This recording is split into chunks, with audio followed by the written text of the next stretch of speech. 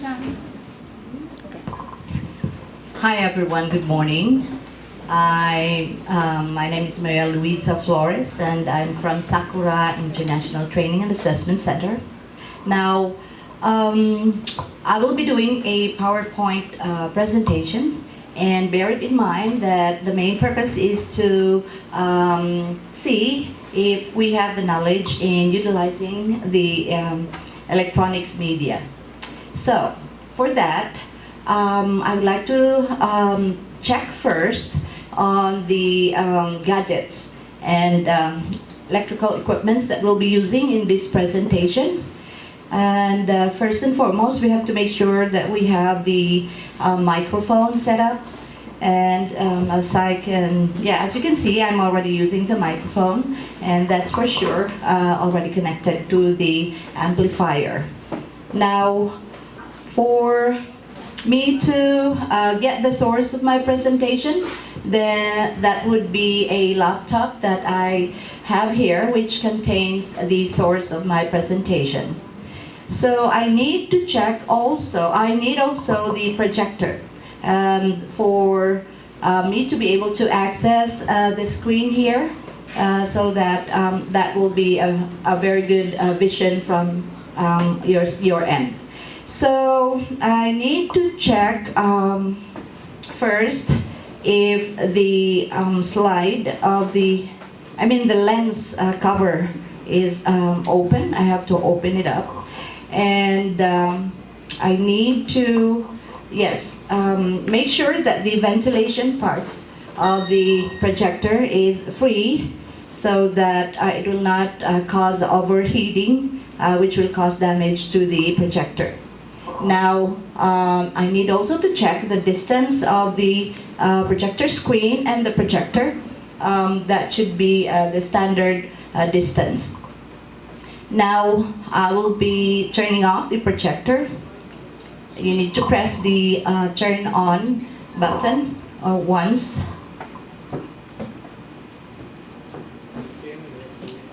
Okay, now I need to plug in the projector first.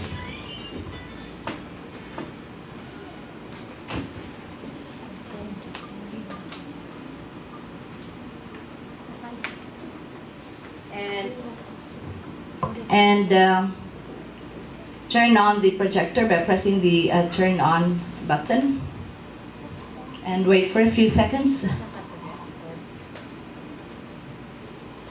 Okay, it's now turning on, as you can see. And then I have to plug the connection from the laptop to the projector.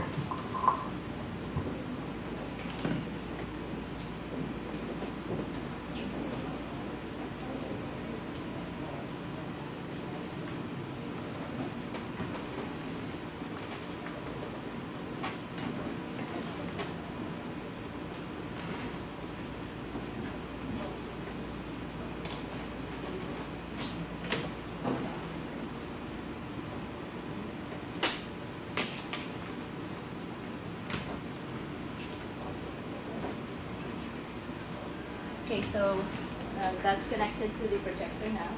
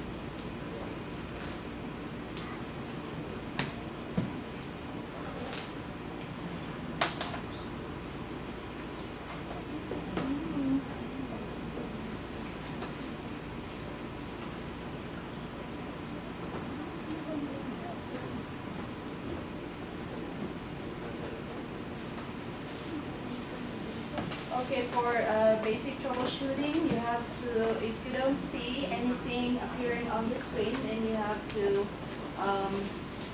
unplug the connection from the laptop. Okay, now you have it there, but okay. So, yes, the main topic of my PowerPoint presentation today would be to develop Nihongo pronunciation skills. So, do you know that in learning another language, it's just like setting your tongue back to its baby stage? Now, our main objectives are, yes, first and foremost, to let the trainees be able to get used to the new tongue and mouth movements using the basic hiragana oral practice or recitation. Next is to let the trainees understand that active listening is really a very great or an important thing here when you would like to try to learn another language. That is because you will be able, so that you will be able to mimic the sounds accurately. Now, if you have a hearing problem, of course, then you will not be able to mimic the sound correctly. Am I right? So you should also be able to let the trainee understand the importance of pronunciation in order not to be misunderstood. Like, for example, one word. I mean, there is a word that they really sound just like the same. For example, yube means last night. Yubi means finger, and yobi is a day of the week. That gets yobi, kayobi, suyobi, and those are Monday, Tuesday, Wednesday. So just a slight difference in pronunciation, and that would cause misunderstanding between you and the Japanese. Okay, I hope you get that. Okay, lastly, we should let the trainee know his or her weak points in pronouncing after reciting the basic hiragana and provide the causes and also provide tips to correct it. So after you do one by one with your trainees, then you will already know what could be the reason why they could not pronounce correctly. One is maybe they were not attentive. Two is maybe they were just mumbling the words and they did not exert effort in really twisting their tongues, opening their mouth, and trying to move their jaws. Those are some of the things that will really affect in learning a different language. Now, you really need to get, they really need to get used of the new tongue. So every day at the start of the training, for 1 week, the trainees are given some tongue and jaw and mouth exercises. Okay, now you can see here a small picture of a man trying to stick out his tongue. And one of the practices would be extending their tongue as far as they can to the front, the left, and the right 3 times. So that in that way, then they will be able to easily pronounce and shift from one movement or from one side to the other. If they are, they really need to do that in just in order to be able to pronounce the correct word in Japanese. Now, you should let the trainees open their mouth as wide as they can and shift their jaws left and right 3 times so that they will be able to get used to opening their mouths wide if they really need to in pronouncing some words in Japanese.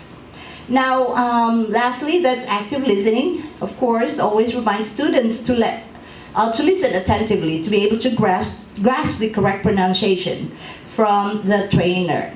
Now, lastly, it is important to practice oral reading in hiragana. That is actually a part of the Japanese writing. That's called the hiragana. And this is a Japanese syllabary, one basic component, as I've said a while ago, of the Japanese writing system. And you can see on the screen, there's actually a link there that you can go to so that you can research on it on your end. Okay, so this is actually the Hiragana table.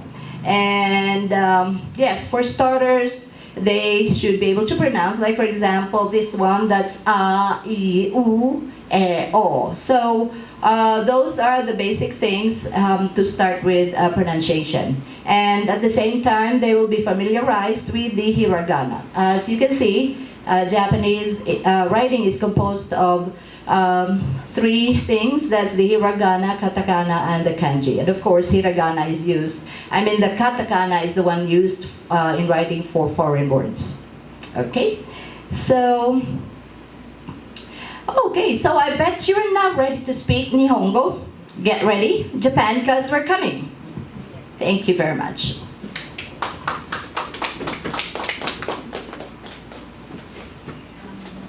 Okay.